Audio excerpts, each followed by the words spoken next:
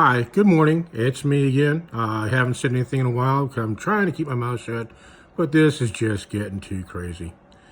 If you want to fix the political system, which until we fix the political system, nothing in this country is going to ever get fixed because they keep playing the same games round and round and round and round and round. It hasn't changed in a long time. The players have changed, but they all know the game in the background and learn it. So what we need to do is change the system. The two-party system is great because it's supposed to give you a couple avenues to work with. There's a couple of different ideas, but it's not enough. Let's face it. The Democrats have some good ideas, and then they have some real winners, okay? Same thing with the Republicans. The problem is if you're a Republican, you got to go with the Republicans, no matter how stupid some of the ideas are.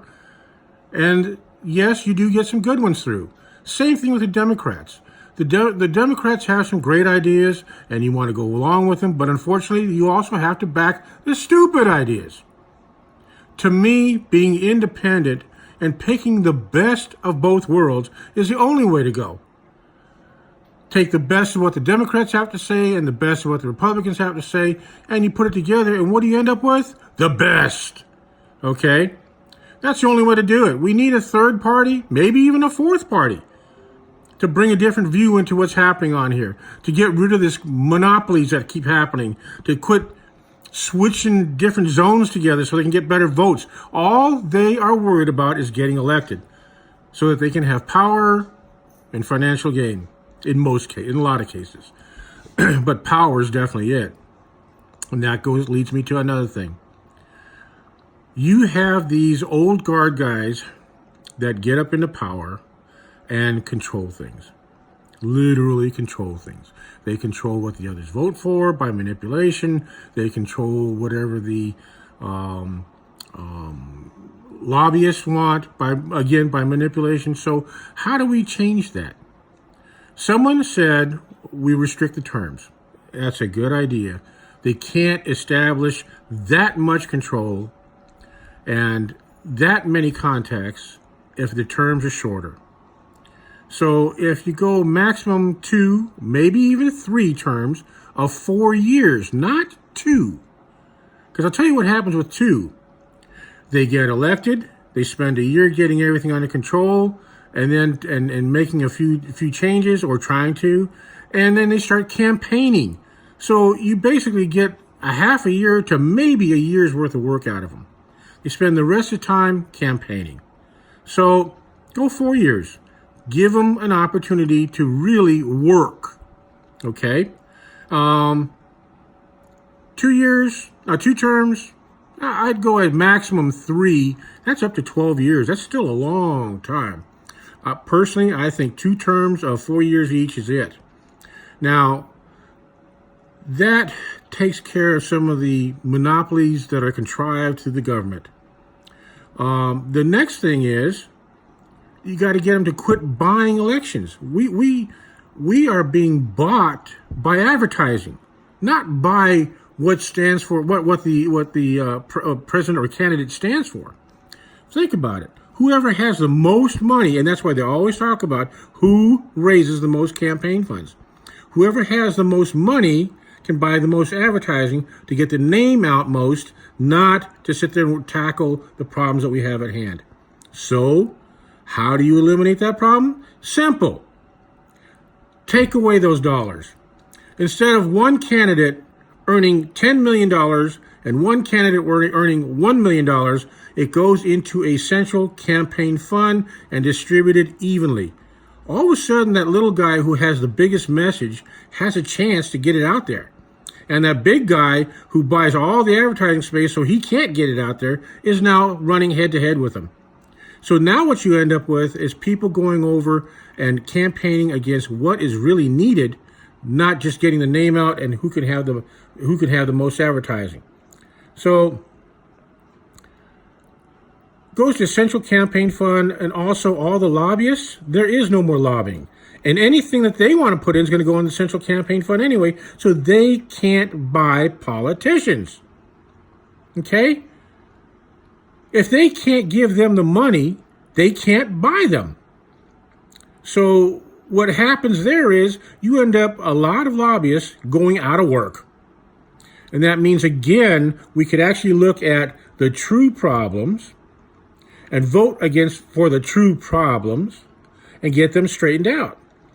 Like I said, we are never going to be right until we get the government right. Because what's the old saying? It all starts with management. And whatever that management does for that company, it goes right down to the very last man. So it either makes it or breaks it. Well, that's what's happening with us. The United States is a giant conglomerate, and we have poor management. So let's start with them.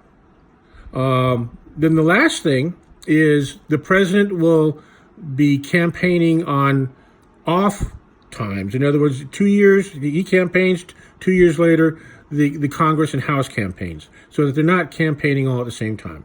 The next thing is now you've restricted their funds. Now you have a limited time. What's happened right now is the Democrats, through whisper campaigns, have been campaigning the day Trump got elected. Okay, that's not unusual.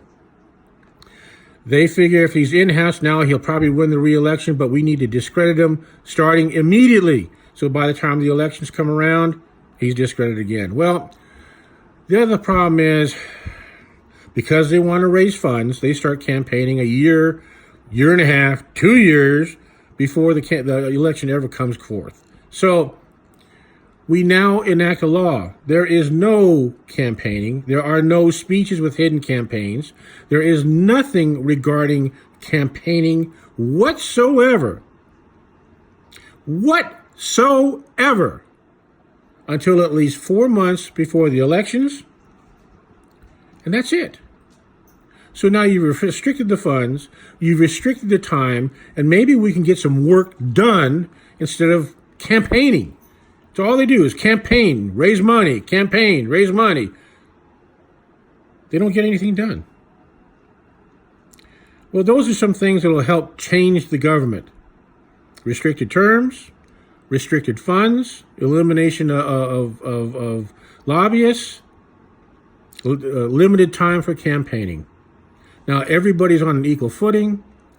Now we can discuss the problems. Now we can look for the solutions. One final thing. The silent majority has been silent forever. And because of that, they sit back and groan as to who got elected and what policies are enacted. Well, the only way that's ever going to change, the only way that the true elected official is going to come forth is by having a National Blue Day or National Blue Days, 1 or possibly 2 on election time. Sounds crazy, but only emergency services and immediate services type of setup, or typical blue days, would be enacted. That way, the silent majority who doesn't risk having employment issues by going out and taking the time to vote can now safely go out and vote with no issues. We also increase the voting polls that we have, the number of them, so that they can vote more easily. And 2, possibly even an online vote. That would be tough because the security that has to go into that would be phenomenal.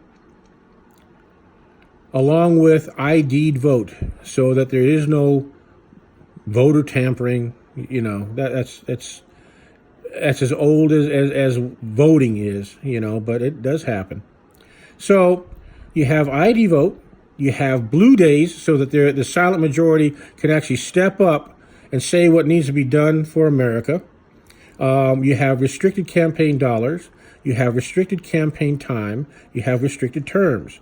Now we have put the government and the election in check instead of running rampant.